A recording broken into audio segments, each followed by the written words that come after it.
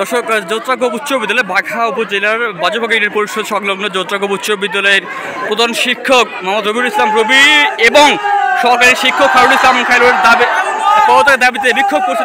দেখতে পাচ্ছেন, আমাদের দেখাচ্ছে আপনাদেরকে যে এখানে তারা স্লোগান দিচ্ছে।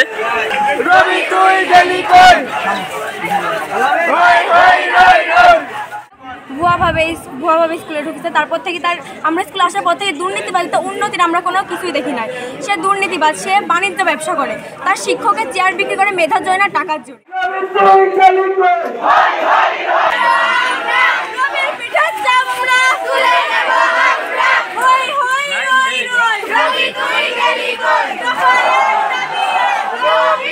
তিনি মেয়েদের পালিয়ে প্রিজন করার চেষ্টা করে। তিনি একজন ভুয়া শিক্ষক। আমরা এই শিক্ষককে চাই না। তিনি স্বৈরাচার, সরকারের স্বৈরাচার চামচা। আমরা আমাদের দাবি একটা, আমরা সরকার এই শিক্ষকের পদত্যাগ চাই। দাবি যোত্রাগোপ উচ্চ বিদ্যালয়ের প্রধান শিক্ষক রবিকে পদত্যাগ করতে হবে।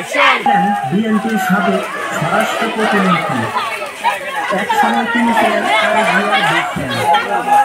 দেখতে পাচ্ছেন বিশাল মিছিল, বিক্ষোভ মিছিল। যোত্রাগোপ উচ্চ বিদ্যালয়ের প্রধান শিক্ষক এবং সহকারী শিক্ষক খায়রুল ইসলামের পদত্যাগের দাবিতে তারা কিন্তু বিক্ষোভ করছে। আমরা ঠিক দেখাচ্ছি বাঘা উপজেলার বাজুবাগা ইউনিয়নের যোত্রাগোপ উচ্চ বিদ্যালয়ের ঠিক পাশে যে বাজার রয়েছে যোত্রাগোপ বাজার, সেই বাজার দেখাচ্ছি তারা কিন্তু এই মুহূর্তে কি বিক্ষোভ মিছিল বের করে সেটা কিন্তু দেখতে পাচ্ছেন আপনারা।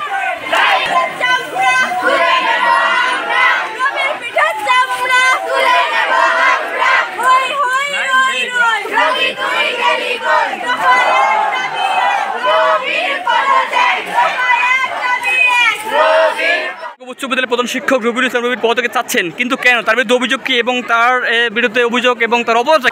তিনি একজন ভুয়া হেডমাস্টার। তিনার নিয়োগ দেওয়া বৈধ।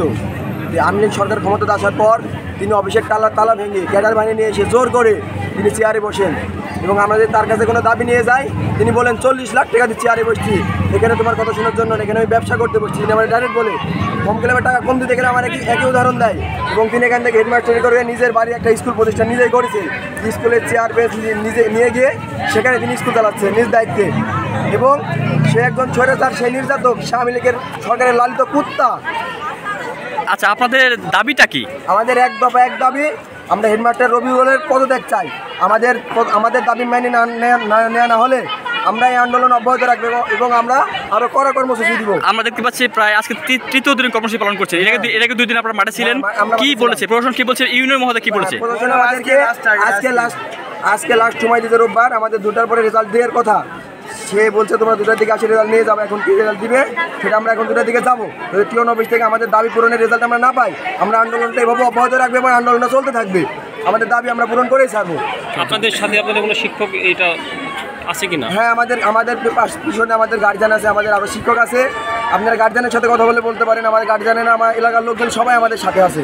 সে একজন স্বৈরাচার। আচ্ছা, আরেকটা বিষয় হচ্ছে তার এই রবিউল ইসলাম রবির বিরুদ্ধে যে সুস্পষ্ট কোনো অপরাধ আছে কিনা, তার বিরুদ্ধে মূলত সুস্পষ্ট অভিযোগটা কি, এটা ক্লিয়ারভাবে বলবেন? তিনি একজন, আমি বললাম, তিনি লালিত করতে এবং তিনি তার হেডমাস্টার হওয়ার পর সে নিয়োগ দিয়ে 1 কোটি টাকার মতন ঘুষকে আত্মসাৎ করেছে হেডমাস্টার রবি।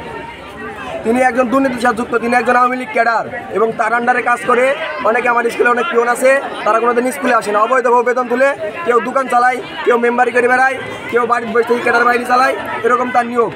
ছাত্রদের সাথে সে বিভিন্ন খারাপ ভাষায় গালাগালি দেয়। তিনি শহরের বাচ্চা, বিভিন্ন রকমের যত খারাপ ভাষায় গালি আছে সেটাও গালিগালাজ করে ছাত্রদেরকে। এটা সত্য। আমরা যখন বিএমএ কারিগর, আমরা ভোকেশনালে এখান থেকে সমাবেশে ডেকে বলে ভোকেশনালের কুত্তার বাচ্চারা নিচে আয়, এভাবে আমাদের সাথে কথাবার্তা বলে।